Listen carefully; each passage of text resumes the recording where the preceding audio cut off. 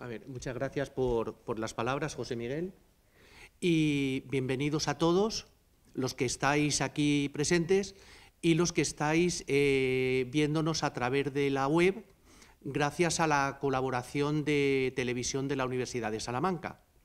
Bien, primeramente quiero empezar la sesión, o queremos empezar la sesión, hablando del diseño y construcción de un sistema de certificación adaptativo, concretamente el examen que estamos presentando, Lingucert Usales Pro.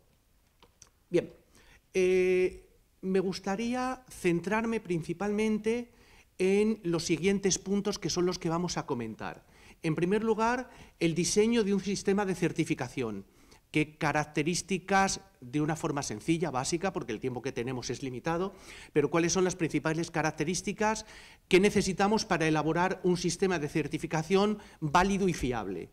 En segundo lugar, cuáles son las versiones de los exámenes de Usales Pro que disponemos, que están vigentes actualmente. En tercer lugar, cuál es el sistema de creación, de qué manera podemos crear, podemos formar un examen adaptativo. Y en cuarto lugar, nos centraremos en las pruebas receptivas, la prueba de comprensión de lectura y la prueba de comprensión auditiva. El hecho de que nos centremos en estas pruebas es que las pruebas de expresión escrita y de expresión oral van por otro lado, tienen que ver con una progresión a medida que el candidato va pasando por las diferentes tareas que componen el examen, y lo que es la adaptación se produce, o la vamos a centrar en las tareas receptivas, lectura y auditiva.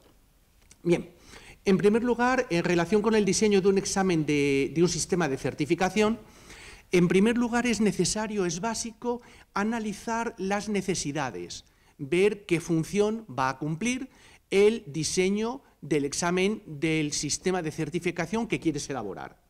En segundo lugar, una vez que ya tienes definido ese, llamémoslo, nicho de mercado, hay que definir el constructo. En tercer lugar, vamos a comentar estos aspectos enseguida. En tercer lugar, tenemos que seleccionar una escala de niveles con la que se referencie el sistema que vamos a elaborar. En cuarto lugar, tenemos que redactar unas especificaciones de la prueba. Y en quinto lugar, ya finalmente, diseñar las tareas del examen. Bien, estudio de necesidades. Cuando nos lanzamos a crear este sistema de certificación, detectamos que había una carencia dentro del mercado de la evaluación del español como lengua extranjera de exámenes que acreditaran el nivel de competencia y dominio del español con fines profesionales. Sí los había con fines generales, como es el DELE o como es SIELE, pero con fines profesionales no había ninguno que nos gustara. Sí había alguno en el mercado, pero muchas veces mezclaba contenidos de español de la economía con contenidos de competencia lingüística. Y nosotros lo que queríamos era una certificación que acreditara el nivel de competencia lingüística en un ámbito específico, que es el de español con fines profesionales, pero que no se mezclaran, por un lado, los contenidos con las competencias que tiene que demostrar el candidato que es capaz de realizar. Traemos aquí un par de ejemplos, son actuales, pero ejemplos de este tipo vimos también en el pasado, que son noticias de periódico donde se puede ver cuál es la relevancia, la importancia que tiene la certificación del español con fines profesionales. Una de ellas, que es del diario Sur de Málaga, dice el titular: los idiomas más decisivos que la titulación para encontrar trabajo. Algo que realmente puede sorprender, pero que de hecho es cierto. Acabamos de regresar hace pocos días de China, de un viaje de trabajo, y en el viaje de vuelta, que ha sido bastante azaroso, hemos visto que había bastantes personas que estaban trabajando en China, representando a diferentes empresas, y que nos comentaban, nos confirmaban que ellos estaban trabajando en estas empresas principalmente por su dominio de la lengua china, que cuando empezaron a trabajar ellos no estaban formados para ese puesto de trabajo, pero el empresario que los contrató pensaba que era más importante el hecho de conocer esa lengua que el hecho de tener una formación que poco a poco la podrían ir adquiriendo. La segunda de la noticia que traemos es un informe de Infoempleo de la empresa de trabajo temporal ADECO, que dice: 1 de cada 3 ofertas de trabajo requieren hablar un segundo idioma. Bueno, viendo esta necesidad que había en el mercado, es cuando dijimos que sí, que nos lanzábamos a elaborar este sistema de certificación. Una vez decidido esto, teníamos que elaborar el constructo. El constructo define las características del modelo de lengua que vamos a utilizar para medir el nivel de competencia en un ámbito profesional. La lengua es muy amplia, lo que podemos evaluar de un modelo de lengua es algo enorme, y lo que tenemos que hacer en la definición del constructo es cuáles son los aspectos concretos que a nosotros nos interesa evaluar en este determinado contexto. En tercer lugar, seleccionar una escala de niveles. Afortunadamente, desde 2001 disponemos de la escala de niveles del marco de referencia, donde está detallado cuál es el nivel, cuáles son los contenidos, los conocimientos, las competencias que tiene que tener un alumno del nivel A1, A2, B1, B2, C1 y C2. Es la escala que utilizamos como referencia en nuestro examen. En cuarto lugar, redactar las especificaciones. Las especificaciones o la redacción de especificaciones es un momento clave, porque cuando se redactan se tiene información sobre lo que el examen evalúa y cómo lo evalúa. Se detalla cuál es el plan que deben seguir los redactores de las tareas de examen, y de alguna forma es el marco de referencia para los creadores que tienen que seguir a la hora de elaborar tareas y a la hora de revisar tareas. En tercer lugar, es esencial para establecer la validez de la prueba, y en cuarto lugar, toda especificación que se precie debe contener una descripción del sistema de calificación que se va a utilizar dentro de la prueba. Bien, en quinto lugar, una vez que tenemos diseñadas las especificaciones, es cuando comienza la elaboración de las diferentes tareas. Aquí he puesto un modelo. Lógicamente, en un examen adaptativo vamos a tener una tipología de tareas variadas, dependiendo de cuál sea la definición de constructo que nosotros hayamos redactado. Y lo que vamos a intentar con estas tareas es medir todo el campo que hemos definido en ese constructo que hemos plasmado. Bien, tenemos dos versiones de Usales Pro. Por un lado, una versión progresiva en papel, que, como comentaba antes José Miguel, es una versión en la que el examen comienza con una tarea de nivel muy bajo y termina con una tarea de nivel muy alto. Se trata de ver hasta dónde es capaz de llegar el candidato. Por otro lado, tenemos la versión adaptativa por ordenador, en la que el sistema se va a ir relacionando con las respuestas que va dando el propio candidato. Lo vamos a ver enseguida. Bien, el examen progresivo, que mide desde el nivel A1 hasta el nivel C2, comentábamos antes que tiene problemas. El principal problema es que cuando un candidato está realizando el examen, tareas de su nivel exactamente tiene pocas, porque hay muchas tareas que tienen menos nivel y tareas que tienen más nivel. Vale, ¿por qué tenemos este examen o por qué creemos que es interesante tener este examen en el mercado? Porque es un examen que, al ser el papel, es muy fácil de realizar por un profesor en una clase.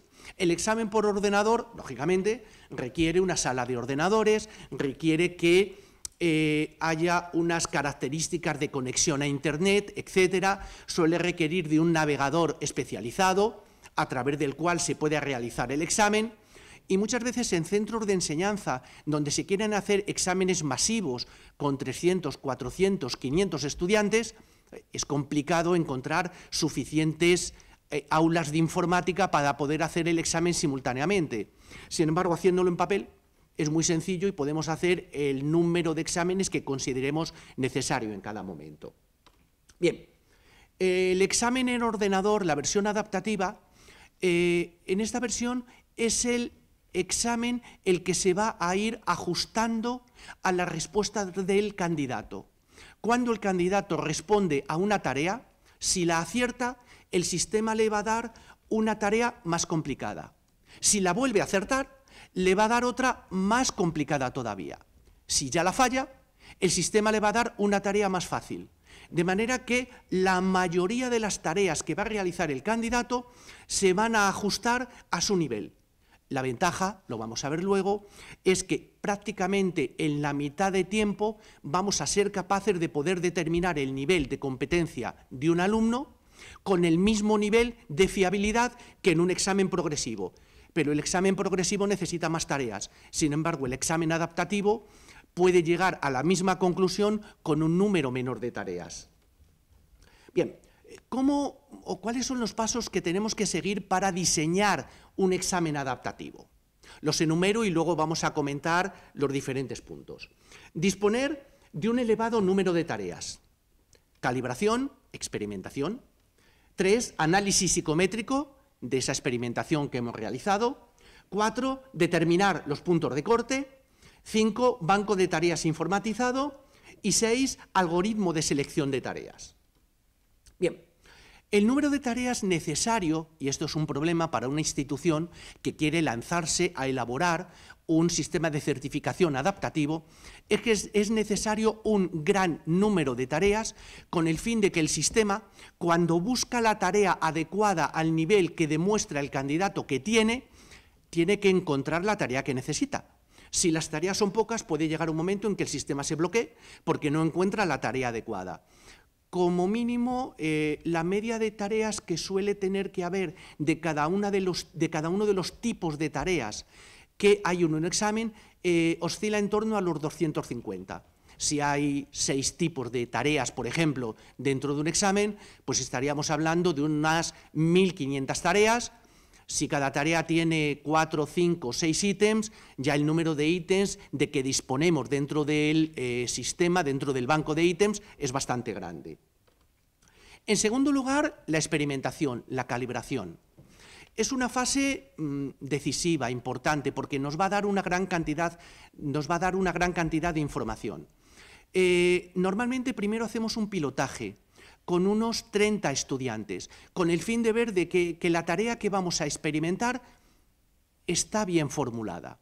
Una vez que tenemos esa confirmación, pasamos a la siguiente fase, que va a ser experimentar con 200 candidatos mínimo. Encontrar candidatos para experimentar es un sufrimiento. Es muy complicado porque tienen que ser candidatos, lo vamos a ver enseguida, de diferentes nacionalidades, que tengan diferentes niveles. Vale, una vez que tenemos esta información, es bastante sencillo poder realizar un análisis psicométrico para obtener información de esas tareas que estamos experimentando. Bien, aquí es la referencia que quería hacer a que no nos vale con hacer la experimentación con 200 alumnos de un determinado nivel, por ejemplo, de una determinada nacionalidad, China, por ejemplo, o Estados Unidos. Necesitamos una variabilidad con el fin de que la lengua materna de los alumnos que están participando en la experimentación sea similar a la de los alumnos que se están presentando habitualmente al sistema de certificación, al examen. Bien, análisis psicométrico. Y esta es una de las claves del sistema. A través de la teoría de respuesta al ítem, y en concreto de uno de los modelos más conocidos, que es el modelo de Rasch, nosotros vamos a poder determinar cuál es el nivel objetivo de dificultad que tiene una tarea. Cuando hablo de nivel objetivo de dificultad, me refiero a que vamos a poder saber cuál es la dificultad de ese ítem, de esa tarea, no dependiendo del nivel de competencia del alumno, es independiente del nivel de competencia. De forma que yo puedo tener esa tarea en el banco de ítems, en el banco de tareas, y puedo tener información precisa de cuál es la dificultad que tiene. Posteriormente yo voy a poder relacionar esta dificultad con la escala de niveles del marco, de manera que ya podemos ver un poco el funcionamiento de todo el sistema, es que dependiendo de la dificultad que tenga una tarea, de cómo demuestre el candidato que es capaz de responder a esas tareas que tienen un determinado nivel de dificultad, yo voy a poder determinar cuál es su posición dentro de esta escala y dependiendo de cuál sea su posición dentro de esta escala, yo voy a poder determinar cuál es el nivel que tiene dentro de los niveles del marco, desde la 1 hasta el C2. ¿Cómo llegamos a obtener esta información? A través de tareas ancla. Estas tareas ancla son tareas que ya tenemos experimentadas, que ya tenemos validadas, que ya conocemos cuál es su dificultad, e incorporándolos en las experimentaciones que nosotros realizamos nos va a permitir poder conocer cuál es la dificultad de las nuevas tareas de las que desconocemos prácticamente todo. Y cuando termina el proceso de análisis psicométrico vamos a ser capaces de saber A, que la tarea funciona, y B, cuál es la dificultad que tiene. Bien, en cuarto lugar, determinación de los puntos de corte. La determinación de los puntos de corte está fijada en un documento que se titula Manual para vincular exámenes de dominio con el marco de referencia. Es un documento publicado por el Consejo de Europa. Hay diferentes tipologías para poder hacer esta determinación de los puntos de corte. Nosotros la que elegimos fue el pasar a una serie de alumnos que se iban a presentar al examen unos cuestionarios de autoevaluación, donde el candidato tenía que marcar cuál era su nivel de competencia en diferentes conceptos. Utilizamos unos can-do de ALTE. Los can-do es una descripción de lo que es capaz de hacer un candidato en diferentes ámbitos y en cada uno de los niveles de las escalas del marco. A través de este sistema y a través de un juicio de expertos que realizamos en el que se determinaba si para ese juez experto esa tarea que aparentemente pertenecía al nivel B1, por ejemplo, realmente él consideraba que era un ejemplo válido de nivel B1. Para que entendamos un poco el sistema, nosotros tenemos una escala de niveles del marco, que va desde el A1 hasta el C2. Hemos puesto un pre-A1, que no está en el marco, pero que en sistema de evaluación lo necesitamos, nos resulta interesante, porque nos permite determinar que hay candidatos que no llegan al nivel A1, que están por debajo del nivel A1. Bien, nosotros ponemos esta tabla que hemos estado viendo antes y en esta tabla la localización de las tareas, de los ítems, se hace en una escala de logits.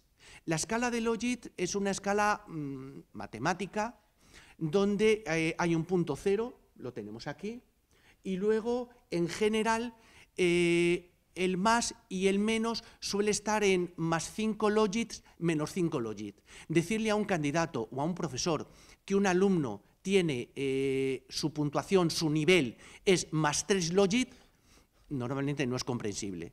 Entonces lo que hacemos es pasar esta escala a una escala de 0 a 100 puntos, donde nos resulta relativamente sencillo poder determinar que un candidato tiene 60 y que ese 60 equivale a X.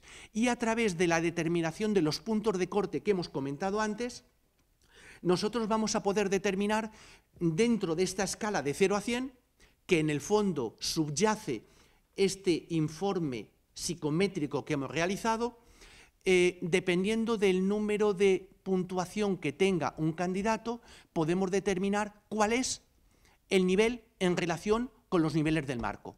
Si está en un A1, A2, B1, B2, C1 o C2, etc. Bien, el algoritmo de selección de las tareas. El algoritmo, en realidad, se trata de cuáles son las instrucciones con las que trabaja el sistema informático que está distribuyendo, que está pasándole las tareas al candidato. Hay 3 características básicas que tiene que tener un algoritmo, y es 1, cómo empezar, 2, cómo seguir, y 3, cuándo parar. En relación con cómo empezar, el sistema tiene que nosotros tenemos que darle instrucciones al sistema de cuál es la primera tarea que le va a tener que dar a un candidato. Como nosotros desconocemos cuál es el nivel que tienen los candidatos que se presentan al examen, la primera tarea va a ser de una dificultad media. Y a partir de ahí, si el candidato realmente tiene muy buen nivel, las siguientes tareas que le van a ir saliendo van a tener mayor nivel, y si el candidato tiene menos nivel, van a ir bajando de nivel. 2. ¿Cómo seguir? Después de haber visto la respuesta del candidato a una tarea, ¿cómo elegir la siguiente tarea que se va a administrar? En primer lugar, tenemos en cuenta el nivel.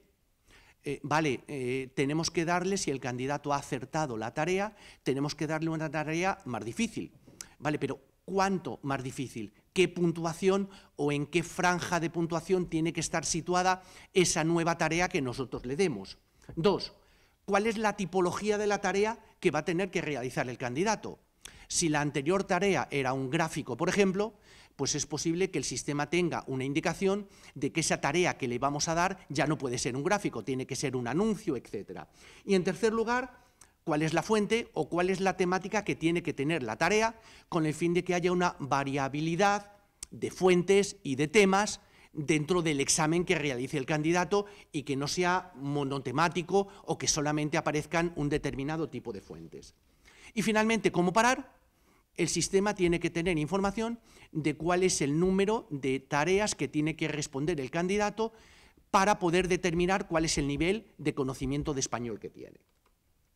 Ventajas. Las hemos comentado, pero las resumimos aquí. Por un lado, reducción del nivel de estrés del estudiante al enfrentarse prácticamente siempre a tareas de su nivel.